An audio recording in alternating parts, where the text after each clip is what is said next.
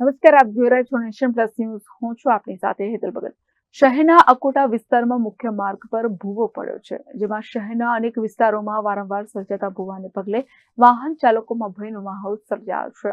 શહેરના અકોટા વિસ્તારમાં મુખ્ય માર્ગ પર ભૂવો પડ્યો છે. શહેરના અનેક વિસ્તારોમાં વારંવાર સર્જાતા ભૂવાને પગલે વાહન ચાલકોમાં ભયનો માહોલ છવાઈ ગયો છે. શહેરમાં પૂરની પરિસ્થિતિ બાદ હવે નાગરિકોને રોડ પર પડી રહેલા ભૂવાનો સતાવી રહ્યો છે. અકોટા બ્રિજથી ગાય સર્કલ તરફનો ખૂબ વ્યસ્ત કહી શકાય તેવા આ રોડ પર ભૂવા પડ્યા બાદ પાલિકાની કામગીરી પર સવાલ ઉઠવા પામ્યા છે. અગાઉ 3 દિવસ પહેલા જ આ જ વિસ્તારમાં ભૂવો પડતા પાલિકાએ સમારકામ હાથ ધર્યું હતું, જેમાં રોડની એક તરફની સાઈડ પર વારંવાર સર્જાતા ભૂવાને લઈને પાલિકાની રોડ વિભાગની કામગીરી તપાસ થવી જોઈએ. અકોટા 4 રસ્તાથી ગાય સર્કલ તરફ જતા આ રસ્તો છે. આને સ્માર્ટ રોડ કહેવામાં આવે છે. સ્માર્ટ સિટીનો સ્માર્ટ રોડ તરીકે આને ઓળખ આપવામાં આવેલી છે.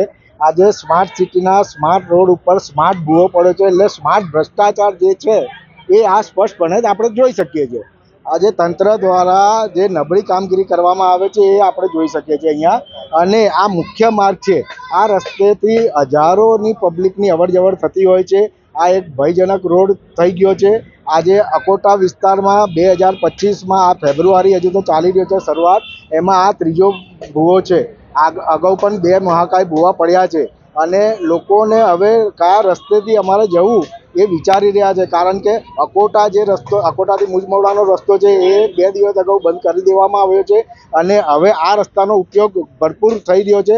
એ દરમિયાનમાં જો આવી રીતે ભૂવો પડતો હોય તો આ ખરેખર ખૂબ બેદરકારી કહેવાય તંત્રની. અને તાત્કાલિક ધોરણે મારી આ સ્પષ્ટપણે માંગણી છે, તાત્કાલિક ધોરણે આનું પુરાણ કરવામાં આવે, ને તો અહીંયા કોઈ બી જાનહાનિ થઈ શકે એવી સંભાવના છે. Bureau report, Nation Plus News, Vadodara.